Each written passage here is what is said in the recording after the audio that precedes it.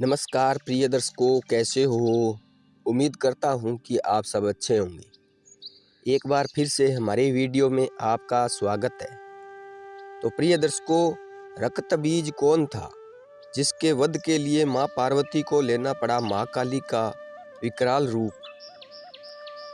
तो प्रिय दर्शकों, चंड मुंड सहारे शोणित बीज हरे। माँ दुर्गा की आरती करते समय आप इस पंक्ति को जरूर पढ़ते होंगे, लेकिन इस पर आपका ध्यान नहीं गया होगा।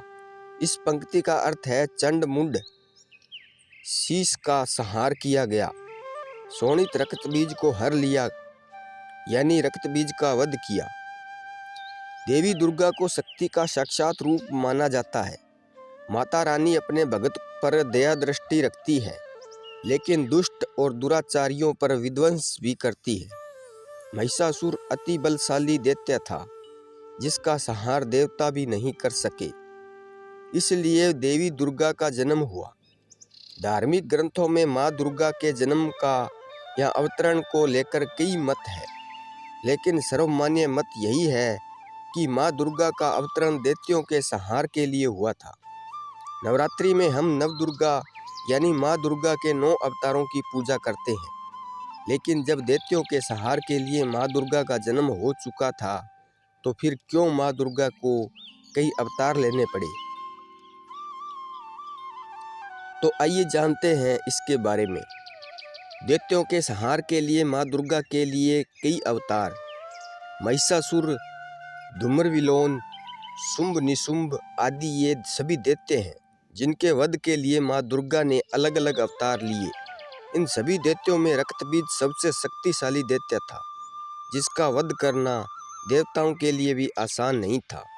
दुर्गा सप्तमी के 8वें अध्याय और मार्कंडेय पुराण में रक्तबीज के बारे में विस्तार पूर्वक बतलाया गया है। रक्तबीज कैसे बना बलशाली? रक्तबीज ने अपने कठोर तप से शिवजी को प्रसन्न कर उनसे वरदान प्राप्त किया था कि जहाँ जहाँ उसके रक्त की बूंदें गिरेगी, उससे उसी की तरह एक नया रक्तबीज पैदा हो जाएगा। इसलिए युद्ध में जब भी देवता उस पर प्रहार करते, उसकी रक्त की बूंदों से नए रक्तबीज दैत्य का जन्म हो जाता। इसलिए सभी देवता मिलकर भी उसका अंत नहीं कर सके और धीरे धीरे रक्तबीज का दुराचार बढ़ने लगा। रक्तबीज के माता पिता कौन थे?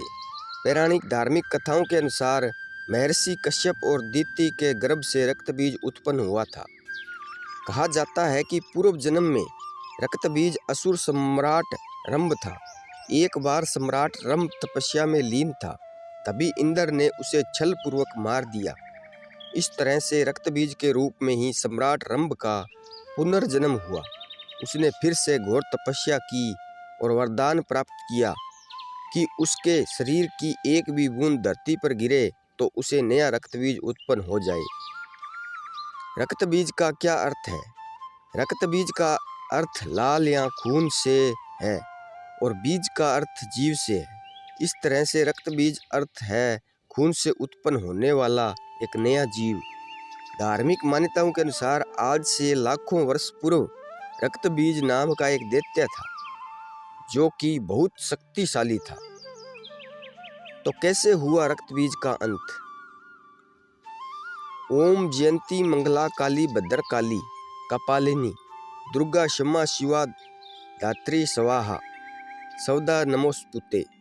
इस मंत्र का अर्थ है जो अपने भक्तों को जन्म मरण आदि संसार के बंधन से दूर करती है, उन मोक्षदायिनी मंगला देवी का नाम मंगला है, और जो प्रलय काल में संपूर्ण सृष्टि को अपना ग्रास बना ले, वह काली है।